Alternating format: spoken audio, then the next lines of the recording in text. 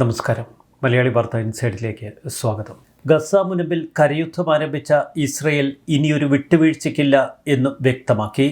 Israel സൈന്യം ഇപ്പോൾ പീരങ്കി ഉപയോഗിച്ചുള്ള ഷെല്ലാക്രമണങ്ങളും വ്യോമാക്രമണങ്ങളും ഡ്രോണുകൾ ഉപയോഗിച്ചുള്ള ആക്രമണങ്ങളും ഒരുമിച്ച് നടത്തുന്നു. ഗസ മുനമ്പിൻ്റെ വടക്കൻ ഭാഗങ്ങളിലുള്ള ബെയ്ത്ത് ലാഹിയയിൽ വീണ്ടും കരസേന ആക്രമണം ശക്തമാക്കി. ഗസ മുനമ്പിൻ്റെ മധ്യഭാഗത്തുള്ള നെറ്റ്സാരിം ഇടനാഴി ഇസ്രയേൽ സൈന്യം പൂർണ്ണമായി ഏറ്റെടുത്തു. ഇത് വടക്കൻ ഭാഗങ്ങളെ തെക്കൻ ഭാഗങ്ങളിൽ നിന്ന് വേർപെടുത്തി. ചുരുക്കത്തിൽ ഗാസയെ രണ്ടായി തിരിച്ചിരിക്കുകയാണ് ഇപ്പോൾ ഇസ്രയേൽ. യമനിലെ ഹൂതികൾ ഇതിനിടയിൽ ഇസ്രയേലിന് നേർക്ക് 2 ബാലിസ്റ്റിക് മിസൈലുകൾ തൊടുത്തു. എന്നാൽ ഇസ്രയേൽ മണ്ണിൽ അത് പതിച്ചില്ല. പിന്നീട് മിസൈൽ ആക്രമണത്തിൻ്റെ ഉത്തരവാദിത്തം ഹൂതികൾ ഏറ്റെടുത്തു. അമേരിക്കൻ പ്രസിഡന്റ് ഡൊണാൾഡ് ട്രംപ് ഇസ്രയേലിനോട് പറഞ്ഞു, ഹൂതികളുടെ കാര്യം ഞങ്ങൾക്ക് വിട്ടേരെ. തൽക്കാലം ഇസ്രയേൽ ഹൂതികൾക്കെതിരെ തിരിച്ചടിക്ക് ശ്രമിക്കേണ്ടതില്ല. ഞങ്ങൾ ഹൂതികളെ പൂർണ്ണമായി നിരപ്പാക്കിയതിന് ശേഷം മാത്രമേ അവിടെ നിന്ന് പിൻവാങ്ങൂ. അതിശക്തമായ മുന്നറിയിപ്പാണ് വീണ്ടും ഡൊണാൾഡ് ട്രംപ് ഹൂതികൾക്ക് നേരെ നൽകുന്നത്. അമേരിക്കൻ പ്രസിഡന്റ് ഡൊണാൾഡ് ട്രംപ് 2 തലത്തിലുള്ള ഭീകരതയ്ക്കെതിരെയാണ് ഇപ്പോൾ യുദ്ധം തുടങ്ങിയിരിക്കുന്നത്. ഒരു വശത്ത് സ്വന്തം രാജ്യത്ത് ഹമാസിനെയും ഹിസ്ബുള്ളയെയും ഒക്കെ ആരാധിക്കുന്ന ആളുകളെ പൂർണ്ണമായി അമേരിക്കയിൽ നിന്ന് ചവിട്ടി പുറത്താക്കുകയാണിപ്പോൾ ട്രംപ്. മറുവശത്ത് യമനിലെ ഹൂതികളെ നിരത്തുന്നതിൽ യാതൊരുവിധ വിട്ടുവീഴ്ചയുമില്ല. ഏറ്റവും ഒടുവിൽ ഹമാസ് ആശയങ്ങൾ പ്രചരിപ്പിച്ചു എന്ന ആരോപണം നേരിടുകയാണ് ഇന്ത്യൻ വംശജനായ ഒരു ഗവേഷക വിദ്യാർത്ഥി. നേരത്തെ ഇന്ത്യൻ ഗവേഷക വിദ്യാർത്ഥിനിയായിരുന്ന രഞ്ജനി ശ്രീനിവാസൻ അമേരിക്കയിൽ നിന്ന് പെടാപ്പാടുപെട്ട് ഓടുന്ന കാഴ്ച നമ്മൾ കണ്ടതാണ്. അമേരിക്ക നാടുകടത്താൻ ഒരുങ്ങവേ അതിന് തൊട്ടു മുൻപ് സ്വയം അമേരിക്കയിൽ നിന്ന് കടക്കാനുള്ള ഒരു ആപ്പ് ഉപയോഗിച്ച് രഞ്ജനി ശ്രീനിവാസൻ കാനഡയിലേക്ക് കടന്നിരുന്നു. രഞ്ജനി ശ്രീനിവാസൻ എന്ന വിദ്യാർത്ഥി സ്വയം നാടുകടന്നുവെന്ന വാർത്തകൾ വന്നു ദിവസങ്ങൾക്കുള്ളിലാണ് ഇപ്പോൾ മറ്റൊരു ഇന്ത്യക്കാരൻ നാടുകടത്തൽ ഭീഷണി നേരിടുന്നത്. ഇവർക്കൊക്കെ അമേരിക്കയിൽ പോയി നേരെ ചൊവ്വെ പഠിച്ചാൽ പോരെ എന്നായിരുന്നു ഇപ്പോൾ ഇന്ത്യക്കാരുടെ ചോദ്യം. ഇന്ത്യക്ക് കൂടി നാണക്കേട് വരുത്തി വയ്ക്കാൻ ഓരോരോ ജന്മങ്ങൾ. യുഎസിലെ ജോർജ് ടൗൺ സർവകലാശാലയിൽ പഠിക്കുന്ന ബാദർ ഖാൻ സുരി എന്ന ഗവേഷക വിദ്യാർത്ഥിയാണ് ഇപ്പോൾ നാടുകടത്തൽ ഭീഷണി നേരിടുന്നത്. ഇയാളെ ഇമിഗ്രേഷൻ ഉദ്യോഗസ്ഥർ പിടിച്ചുകൊണ്ടുപോയതായി അദ്ദേഹത്തിൻ്റെ അഭിഭാഷകൻ പറയുന്നു. തിങ്കളാഴ്ച രാത്രി വിർജീനിയയിൽ ബാദർ താമസിച്ചിരുന്ന വീട്ടിൽ നിന്ന് മുഖം മൂടി ധരിച്ചെത്തിയ സംഘം അദ്ദേഹത്തെ അറസ്റ്റ് ചെയ്തു കൊണ്ടുപോയി എന്നാണ് പുറത്തുവരുന്ന റിപ്പോർട്ടുകൾ. ഡിപ്പാർട്ട്മെൻറ്റ് ഓഫ് ഹോംലാൻഡ് സെക്യൂരിറ്റിയിൽ നിന്നാണ് ആളുകൾ സംഘമായി എത്തിയത്. ബാദറിൻ്റെ വിസ റദ്ദാക്കിയെന്നും ബാദർ ഖാന് ഭീകരബന്ധമുണ്ട് എന്നും അമേരിക്ക ആരോപിക്കുന്നു. ഇയാൾ ഹമാസ് ആശയങ്ങൾ പ്രചരിപ്പിക്കുകയും സമൂഹ മാധ്യമങ്ങളിൽ യഹൂദ വിരോധം വളർത്താൻ ശ്രമിക്കുകയും ചെയ്തുവെന്നാണ് അമേരിക്കൻ ഇമിഗ്രേഷൻ വകുപ്പ് പറയുന്നത്. Department of homeland security assistant secretary Tricia McLaughlin ഇയാളെ സംബന്ധിച്ചുള്ള വിവരങ്ങൾ സമൂഹ മാധ്യമങ്ങളിൽ പങ്കുവച്ചു. ഹമാസിൻ്റെ മുതിർന്ന ഉപദേശകൻ എന്ന് കരുതുന്ന ഭീകരനുമായി ബാദറിന് അടുത്ത ബന്ധമുണ്ട്. യുഎസിലെ ബാദറിൻ്റെ പ്രവർത്തനങ്ങളും സാന്നിധ്യവുമൊക്കെ immigration and nationality act section 237A(4)(c)(1) പ്രകാരം നാടുകടത്താൻ ഉതകുന്നതാണ് എന്ന് സെക്രട്ടറി ഓഫ് സ്റ്റേറ്റ് പുറത്തിറക്കിയ ഉത്തരവിൽ വ്യക്തമായി പറയുന്നു.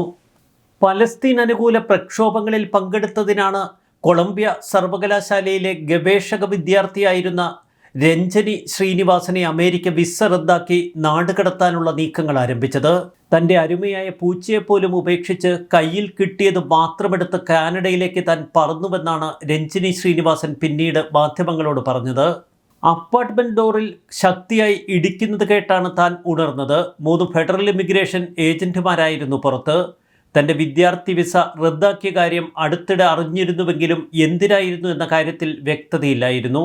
അതുകൊണ്ട് തന്നെ താൻ ഡോർ തുറന്നില്ല. തുടർന്നവർ തിരികെ പോയി. തൊട്ടടുത്ത രാത്രിയിൽ തിരികെ വന്നു.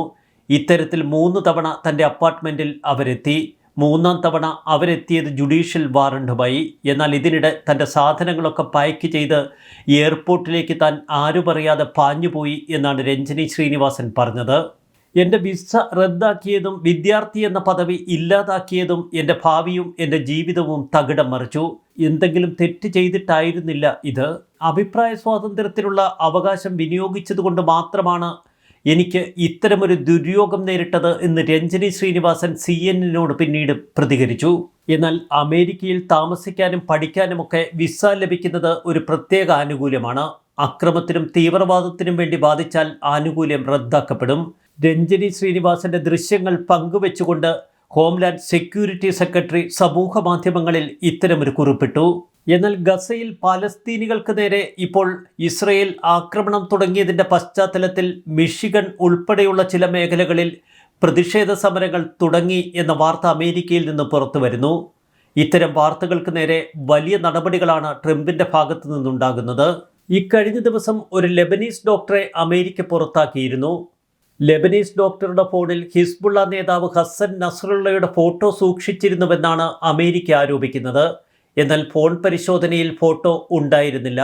പിന്നീട് ഡിലീറ്റഡ് ഫോൾഡറിൽ നിന്ന് ആ ഫോട്ടോ അമേരിക്കൻ ഹോംലാൻഡ് സെക്യൂരിറ്റി വീണ്ടെടുത്തു. ഹസൻ നസ്രുള്ളയുടെ ശവസംസ്കാര ചടങ്ങിലടക്കം ഈ ഡോക്ടർ പങ്കെടുത്തുവെന്നാണ് അമേരിക്ക പറഞ്ഞത്. പിന്നീട് അവരെ അമേരിക്ക പുറത്താക്കി. ഏതെങ്കിലും തലത്തിൽ ഹമാസുമായോ ഹിസ്ബുള്ളയുമായോ മറ്റ് ഭീകര സംഘങ്ങളുമായോ ബന്ധപ്പെട്ട് പ്രവർത്തിച്ചാൽ ഇനി അമേരിക്കയിൽ സ്ഥാനമില്ല എന്ന് ട്രംപ് എല്ലാവരോടുമായി വ്യക്തമാക്കുന്നു. അതിന് ഗ്രീൻ കാർഡ് കിട്ടിയവർക്കാണെങ്കിൽ പോലും. അതിശക്തമായ അമേരിക്ക യമനിലെ ഹൂതികൾക്ക് നേരെ ആക്രമണം നടത്തുമ്പോഴാണ് ഇസ്രായേലിന് നേർക്ക് 2 ബാലിസ്റ്റിക് മിസൈലുകൾ ഹൂതികൾ അയക്കുന്നത്. അമേരിക്കയുടെ നിരീക്ഷണത്തിലാണെങ്കിൽ പോലും ഇസ്രായേലിനെ ആക്രമിക്കാൻ തങ്ങൾക്ക് കഴിയുമെന്ന് അമേരിക്കയും ഇസ്രായേലിനെയും ബോധ്യപ്പെടുത്തുകയായിരുന്നു ഹൂതികളുടെ ലക്ഷ്യം. നിരവധി ദിവസങ്ങളായി അമേരിക്ക തുടരുന്ന ആക്രമണങ്ങളിൽ തങ്ങൾ പരാജയപ്പെട്ടിട്ടില്ല എന്ന് അമേരിക്കയെ ബോധ്യപ്പെടുത്തുകയാണ് ഇസ്രായേലിന് നേർക്ക് ബാലിസ്റ്റിക് മിസൈലുകൾ അയച്ചുകൊണ്ട് ഹൂതികൾ ചെയ്തത്. വ്യാഴാഴ്ച പുലർച്ചെ 4 മണിയോടെയാണ് ഭീകര സംഘം മധ്യ ഇസ്രായേലിലേക്ക് മിസൈലുകൾ വിക്ഷേപിച്ചത്. ബുധനാഴ്ച നെഗേവിലേക്ക് അവർ മിസൈൽ വിക്ഷേപിച്ചു. തുടർച്ചയായ ഹൂതി ആക്രമണങ്ങൾക്ക് ഇറാൻ ഉത്തരവാദിയാകുമെന്ന് ഇതിന് തൊട്ടുപിന്നാലെ വൈറ്റ് ഹൗസ് പ്രസ്താവന ഇറക്കി. ഇസ്രായേലിന് നേർക്ക് ഹൂതികൾ മിസൈലുകൾ തൊടുത്തുവെങ്കിലും തിരിച്ചടിക്ക് ഇസ്രായേൽ ഇപ്പോൾ ശ്രമിക്കുന്നില്ല. അക്കാര്യം ഞങ്ങൾക്ക് വിട്ടേക്കാനാണ് ഡൊണാൾഡ് ട്രംപ് ഇസ്രായേലിനോട് പറഞ്ഞിരിക്കുന്നത്. നിങ്ങൾ തൽക്കാലം ഹമാസിനെതിരെയുള്ള യുദ്ധം ശക്തിപ്പെടുത്തുക. യമനിലെ ഹൂതികൾക്ക് നേരെ ഇപ്പോൾ US ആക്രമണം തുടങ്ങി 5 ദിവസം പിന്നിട്ടിരിക്കുന്നു. തുറമുഖ നഗരമായ ഹുദൈദയിലും സാദ നഗരത്തിലും ഇപ്പോൾ US കൂടുതൽ വ്യോമാക്രമണങ്ങൾ നടത്തുകയാണ്. അതിശക്തമായ ആക്രമണം തന്നെയാണ് ഇപ്പോൾ യമനിൽ അമേരിക്കൻ സേന നടത്തുന്നത് എന്ന് അന്താരാഷ്ട്ര മാധ്യമങ്ങൾ കൃത്യമായി റിപ്പോർട്ട് ചെയ്യുന്നു. യമനിൽ നിന്ന് ഇക്കഴിഞ്ഞ ദിവസങ്ങളിൽ വിക്ഷേപിച്ച മിസൈലുകളോട് പ്രതികരിക്കണോ വേണ്ടയോ എന്ന ചർച്ചകൾ ഇസ്രയേലിൽ തുടരുമ്പോഴാണ് ഡൊണാൾഡ് ട്രംപിൻ്റെ കർശന നിർദ്ദേശം. 2 മാസത്തിനിടയിൽ ഇതാദ്യമായാണ് ഹൂതികൾ ടെല്ലവീവ്, ജെറുസലേം പ്രദേശങ്ങൾ ലക്ഷ്യമിട്ട് മിസൈലുകൾ തൊടുക്കുന്നത്. എന്നാൽ ഇസ്രായേലിൻ്റെ വ്യോമ പ്രതിരോധ സംവിധാനം അവ പൂർണ്ണമായി തകർത്തു. യമനിലെ ഹൂതി കേന്ദ്രങ്ങളിൽ മുൻപ് ഇന്ത്യൻ വ്യോമസേന ആക്രമണം നടത്തിയതിന് സമാനമായ തലത്തിൽ ഇപ്പോൾ ഇസ്രായേൽ ആക്രമണം നടത്തേണ്ടതില്ല എന്നാണ് അമേരിക്ക നിർദ്ദേശിച്ചത്. മുൻകാലങ്ങളിൽ ഇന്ത്യൻ വ്യോമസേനയുടെ ആക്രമണങ്ങൾ അവിടെ വിജയകരമായി നടന്നിട്ടുണ്ട്.